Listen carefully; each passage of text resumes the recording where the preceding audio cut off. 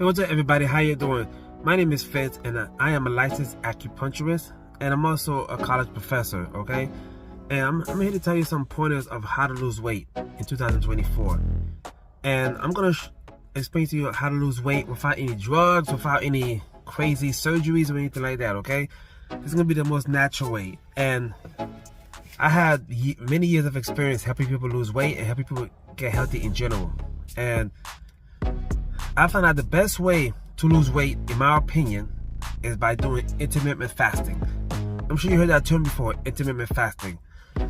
Some people hear the word fasting and go running for the hills because they're thinking, oh, don't eat for a week. No, that's not how it works.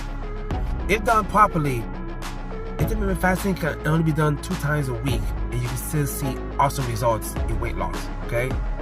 There's ways you can lose weight without surgery, drugs, and all this crazy pills and stuff like that, and this is through intermittent fasting, okay? Just subscribe to this channel because I'm going to give more details about how to do intermittent fasting, because once you realize why it works, then you're going to say, it makes sense.